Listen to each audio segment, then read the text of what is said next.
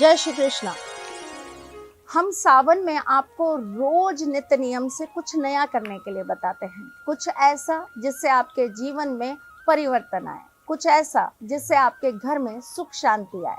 पर सावन में बुधवार के दिन हम गणेश जी का ऐसा क्या उपाय कर ले, चाहे 3 साल का बच्चा हो या 30 साल का, आपको उसके लिए छोटे छोटे उपाय करते रहने चाहिए। बच्चों के अंदर सबसे पहली चीज जो हमें जरूरी चाहिए ना, वो है सही बुद्धि, सही विकास। बच्चों की बुद्धि सही होगी, उनका सही तरीके से विकास होगा, तो आप कभी भी उनसे परेशान नहीं होंगे। अब जिद करना, थोड़ी बहुत मस्ती करना, ये सारे तो बच्चों के मेरे ख्याल से एक ऐसे रंग और रूप है जिन्हें हमें एंजॉय करना चाहिए, समझाना चाहिए, उन्हें थोड़ा सा सिखाना चाहिए। इन चीज़ों के लिए उपाय करने की बहुत ज़्यादा ज़रूरत नहीं होती, लेकिन उन बच्चों को सही ज्ञान होना चाहिए, शिक्षा सही प्राप्त होनी चाहिए, जीवन की सफलताएं मिलनी चाहिए, जीवन में आ रहे हर कष्ट को दूर करने के उनके पास तरीके होने चाहिए। ये सारी चीज़ें अगर आप अपने बच्चों को सिखाते हैं ना, तो ऐसा करने से आपके बच्चे के जीवन में हमेशा प्रगति बनी रहती है। एक बच्चे के लिए सबसे पहला गुरु उसके घर में होता है, वो उसकी माँ होती है। दूसरे गुरु उसके पिता होते हैं, तीसरे गुरु उसके बड़े बुजुर्ग होते हैं। तो आप बच्चों को अगर अच्छी शिक्षा देते हैं तो इससे हमेशा बच्चों के जीवन में सुख, समृद्धि और प्रगति आती ही आती है। बाकी उनके भाग्य को संवारने के लिए वो मैं आपको उपाय देती रहती हूँ। आज मैं आपको एक कहानी सुनाती हूँ। भोलेनाथ और माँ पार्वती के पुत्र थे कार्तिकेय।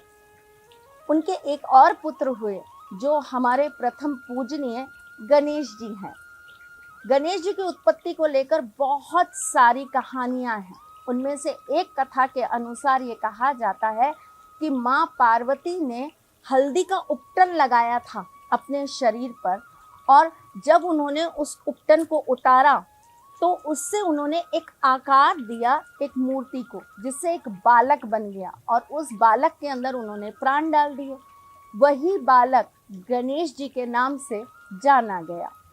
वैसे तो ये कहानी बहुत लंबी है और सबको पता है कि उन्होंने गणेश जी को कह दिया था कि आप द्वार पे बैठो और कोई आना नहीं चाहिए द्वार के अंदर जब तक मैं ना कहूँ।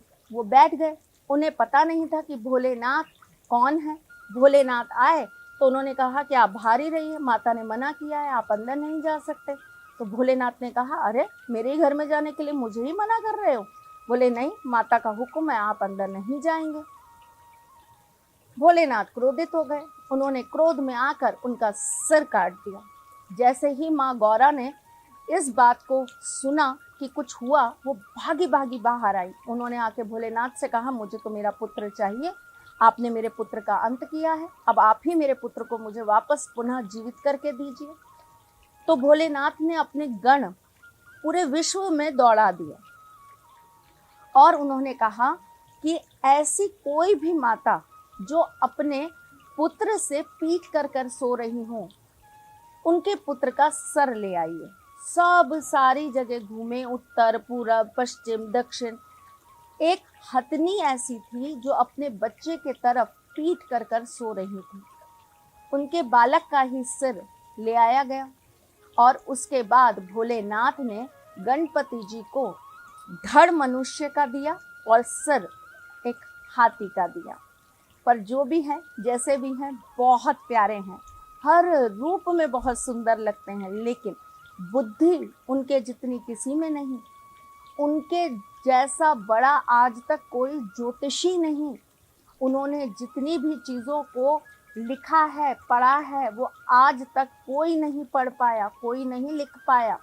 उनसे ज़्यादा बुद्धिमता आज तक किसी को प्राप्त नहीं हुई, इसीलिए उन्हें बुद्धि के लिए पूजा जाता है। वैसे तो गणपति जी का बहुत तरीक़ों से पूजन किया जाता है और बहुत सारी चीज़ों के लिए किया जाता है, पर आज सावन के बुधवार को आप अपने बच्चे के भाग्य को जगाने के लिए एक छोटा सा उपाय करेंगी।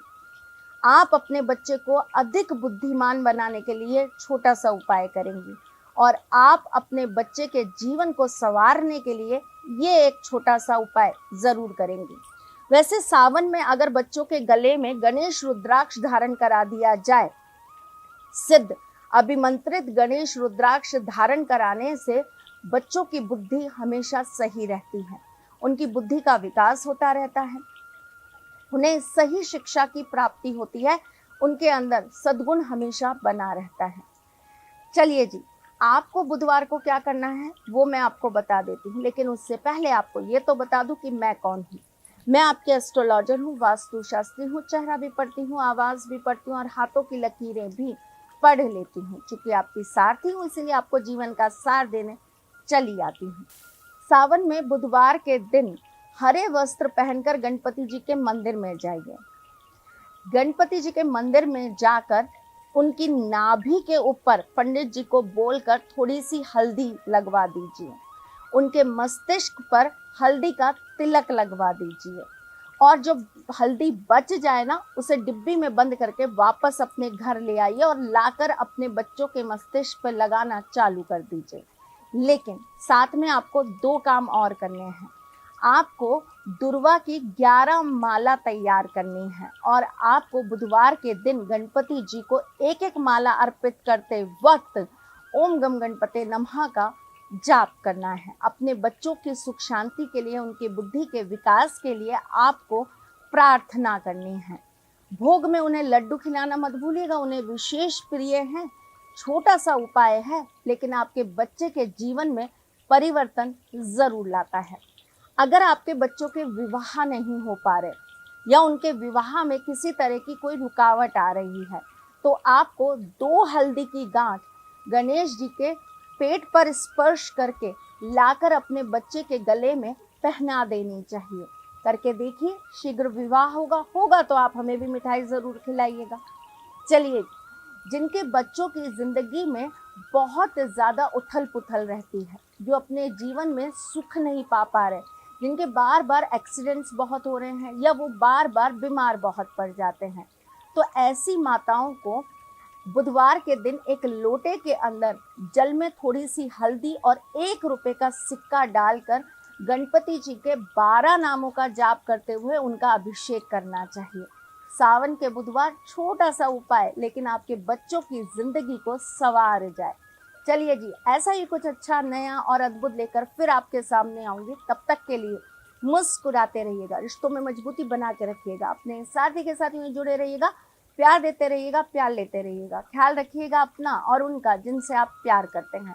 मैं जल्द आपके साथ फिर मिलने आऊंगी, तब तक के लिए जय श्री कृष्ण। सारथी मां त्रिशला ज्योतिष के क्षेत्र में विश्व विख्यात नाम है। ज्योतिष शास्त्र में पीएचडी मां त्रिशला पिछले 22 वर्षों से ज्योतिष की सभी परंपरागत विधाओं के साथ साथ अनेक दुर्लभ गुण विधाओं जैसे परछाई एवं नव्स के अध्ययन से अपनी सटीक भविष्यवाणी और पूर्वानुमान के लिए विख्यात हैं। अपने उपायों द्वारा लाखों लोगों का जीवन संवार चुकी मां त्रिशला लगातार 2016 से ज्योतिष विभूषण अवार्ड प्राप्त कर रही हैं। साल 2018 में उन्हें उत्तराखंड के मुख्यमंत्री त्रिवेंद्र सिंह रावत ने ज्योतिष विभूषण अवार्ड से सम्मानित किया था और साल 2016 में उन्हें राजस्थान में बेस्ट एस्ट्रोलॉजर के अवार्ड से नवाजा जा चुका है।